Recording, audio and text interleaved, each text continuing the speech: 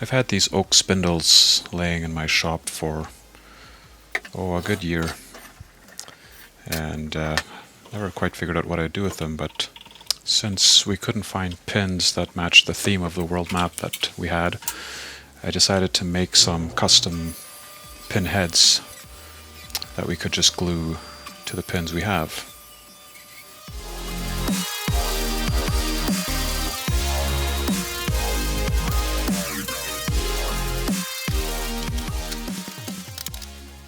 So to cut these on my laser, I have to take the spoil board out. And I usually use some expanded steel just to kind of hold the pieces I cut out up.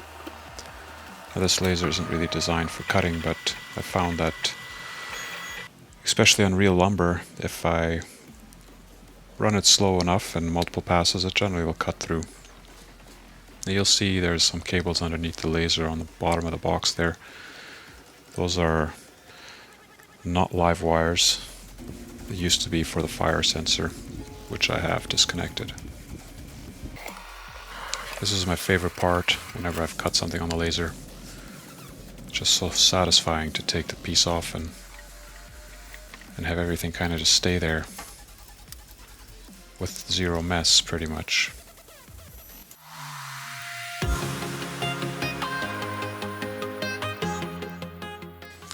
Pins all had a colored sticker on the face of it. I took those off and just sanded up the surface a little bit, just for the glue to adhere. And I just used this 2-part adhesive 2P10.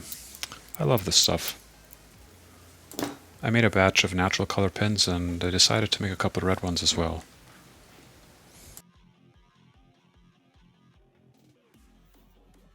If you're new to this laser engraving thing, I absolutely love painting materials and then burning the paint off just to get some unique and different looks.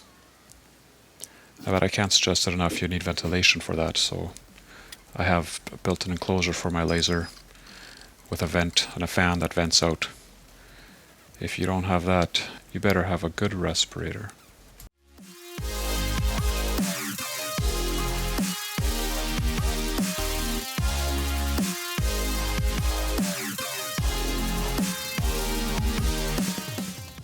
I'll have a free SVG file on my website for you to download in case you want to make pins like this, or pin heads I should say. Just check the link in the description.